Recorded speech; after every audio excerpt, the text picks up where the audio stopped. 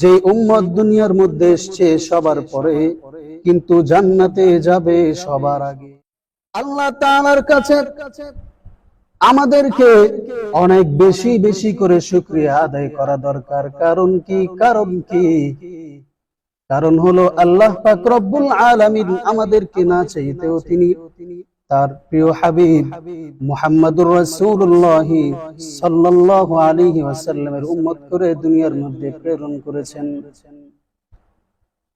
তার উম্মত করে তিনি আমাদেরকে দুনিয়ার মধ্যে পাঠিয়েছেন।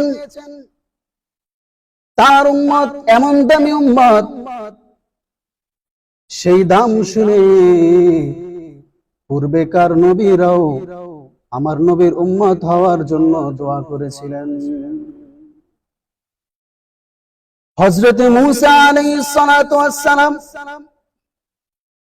তিনি যখন আমার নবী যে সর্বশ্রেষ্ঠ, তার উম্মত যে সর্বশ্রেষ্ঠ হবেন সেটা যখন তিনি জানতে পারলেন, জানার পরে সরাসরি আল্লাহ তাআলার নিকট আবদার করলেন, ইয়া আল্লাহ, তুমি আমাকে তোমার শেষ নবীর উম্মত হিসেবে আবার দুনিয়াতে পাঠাইও। আমরা যে শেষ নবীর উম্মত, সর্বশ্রেষ্ঠ উম্মত, আমরা এমন এক উম্মত যে উম্মত দুনিয়ার মধ্যে এসছে সবার পরে, কিন্তু জান্নাতে যাবে সবার আগে। বুখারী শরীফের মধ্যে এসেছে,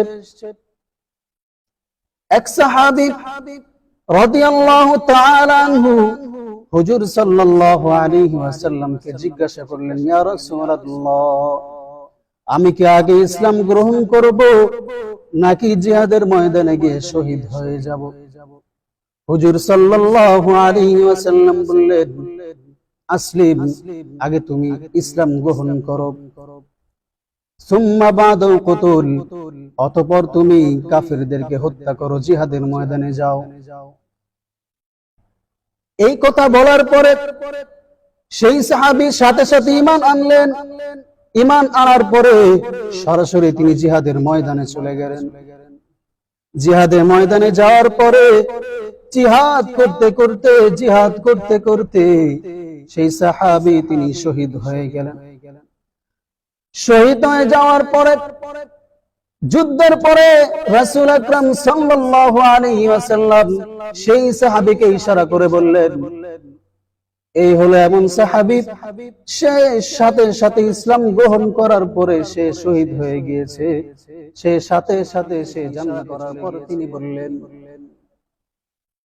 আমিলা কালিলান, এই লোকটা অনেক কম আমল করেছে কিন্তু অনেক বেশি সে তার আজর পেয়েছে, আকসার আজরান। আমিলা কালিলান ওয়া আকসার আজরান, সে আমল কম করেছে কিন্তু প্রতিদান পেয়েছে অনেক, কারণ সে তো একটু আগে ইসলাম গ্রহণ করেছে। ইসলাম গ্রহণ করার পরই তিনি জিহাদের ময়দানে চলে এসে শহীদ হয়ে গেছে।